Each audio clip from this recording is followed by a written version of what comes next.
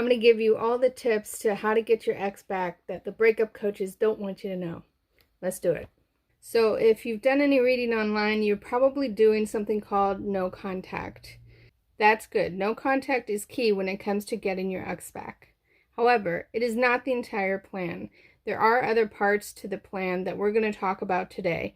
Also, did you know that no contact is not for everybody? So we're going to talk about who should do no contact and who shouldn't. We're also going to talk about something called a message of connection, and we're going to start talking about how to re-attract your ex.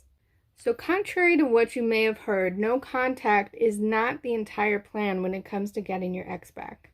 Where did the relationship go wrong? Which part of the breakup was my part and which part was my ex's? Be as honest with yourself as possible. This step is way more effective if you can do it with a coach who can be very objective or possibly a third party.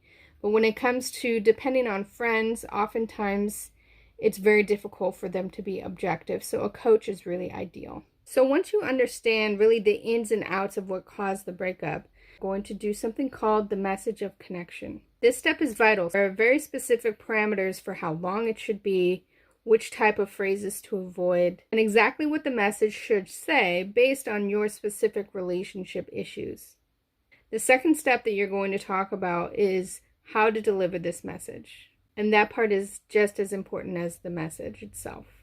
Now, if your goal is to move on and not to reconcile, skip the message of connection and go right into no contact. I'm also going to do a whole series for those of you who want to move on, so stay tuned for that. So you've written your message of connection and you've delivered it. The next step is no contact. So the questions you want to ask yourself in order to figure out if no contact is right for you: how did I treat my ex during the relationship? Did I neglect them? Did I cheat on them? Did I mistreat them? Did I take them for granted or withhold love or use it as a weapon? If any of those were the reasons and it was your doing, then no contact may not be for you. If you do no contact in that type of situation, then it could cause further harm to your ex, and it would solidify their reasoning for breaking it off with you in the first place, which can make it nearly impossible to reconcile down the road once you've really improved yourself and made it clear that things are going to be different. There are always exceptions though, so if you have questions about your situation, feel free to reach out to me. Now, there is a caveat here. If you did one of the things that I just mentioned and your ex asked you for space specifically, then you want to give it to them. This is really important. If they asked you for space, then you want to respect them and give them that space. It's super important to respect and care for their needs during this time. However, you want to make yourself available to them if they do reach out to you. This is what I call soft no contact. It's still no contact, and the goal is still to reconcile, and you still send the message of connection. But we only go into no contact in order to give them space and to respect their needs at this time. If it was your ex that quit the relationship, then you have some options here. Now, I really want you to listen up because this message is often lost.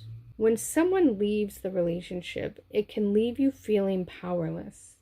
We start to think, that's it. They left, they made one decision, or they moved out. That's the nail in the coffin. It's dead. There's nothing I can do about it because they don't want me right now. The fact of the matter is, we're all humans. We change our minds daily, sometimes multiple times a day. No matter what your ex said or did, they can always change their mind. Remember that. That means that all is not lost. The purpose of a coach is to help you reach your goals, no matter how unlikely they may seem. Our role is to be your backbone, to show you who you are and what you bring to the table when your confidence has taken a nosedive. If your ex has called it quits, and there's any part of you that wants them back, and that will be a positive choice for you, don't just give up. Find a coach that believes in you and your relationship and will not stop fighting for it until you say stop. That is the real power of a relationship coach. This is your life. Reconciling with the right person could be the single greatest decision that you make, because we all know that when we're in these situations of high emotions, it can be very easy to screw things up. So these are the two main steps in your post-breakup plan. message of connection, and then you want to go into no contact. Now, typically we do no contact for a minimum 30 days. There are exceptions, and then the real work starts. During no contact, you should be focused on yourself and very busy. Again, I'll do a separate series for those who are wanting to move on. For those who want to get their ex back, if you were the one behaving badly in the relationship, you should be focusing on improving yourself, enhancing your level of attraction, and getting to the core of what caused these issues to arise. Then, after no contact, and again, when that should be is different for everyone, if you want your ex back, then it's time to re-engage.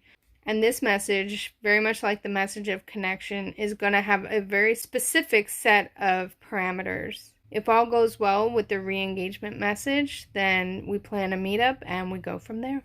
If you have more questions about your specific situation and the plan that you should put in place, then please reach out. There are pitfalls that you can fall into, so guidance is key.